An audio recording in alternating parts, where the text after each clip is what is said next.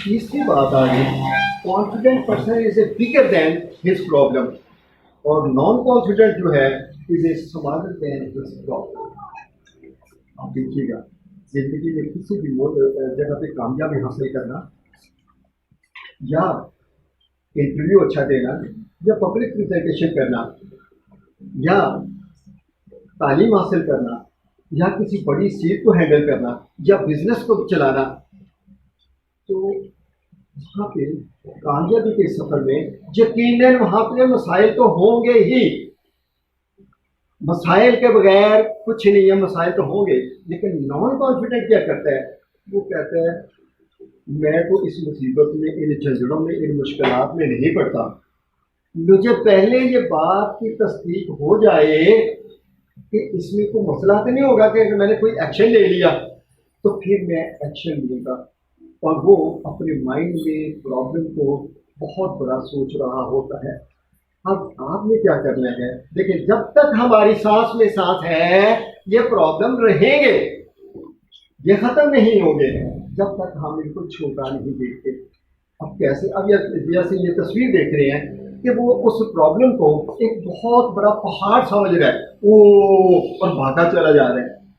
जबकि जो कॉन्फिडेंट बंदा है, फर्द है, वो उसी प्रॉब्लम को अपने माइंड में छोटा देख रहा है, और जब छोटा देखता है तो उसके ब्रेन में स्पेस बचती है उसको हल करने के लिए। अब सवाल ये है कि प्रॉब्लम तो किसी तरह से प्रॉब्लम है कि कैसे उसको छोटा देखा जाए।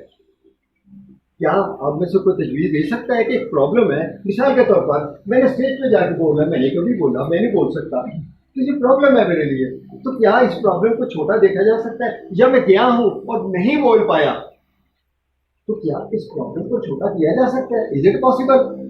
एनीबॉडी? चलिए यहाँ पे देखते हैं क्या कहते हैं।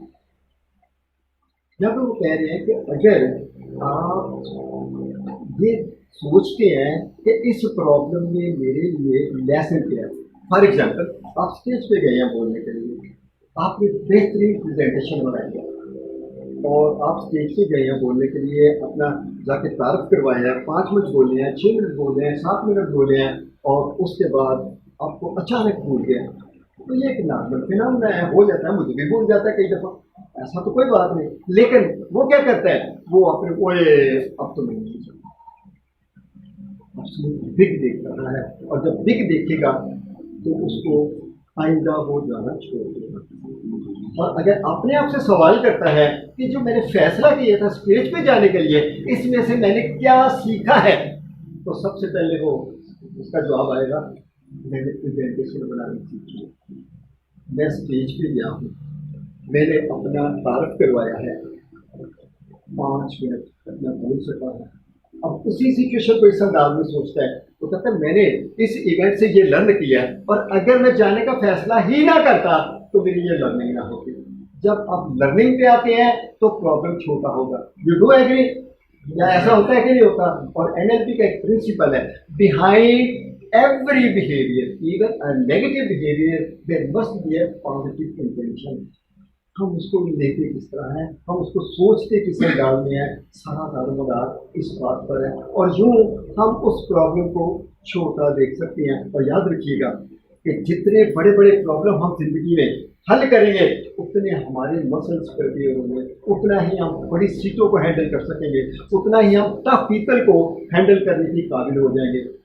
But we need to do something, हमें एक्शन लेने की जरूरत है। अब छोटा करने के लिए 2 ही सवाल है कि मेरे लिए इसमें क्या लेसन है, ये मेरी जिंदगी को किस तरह इम्प्रूव करता है।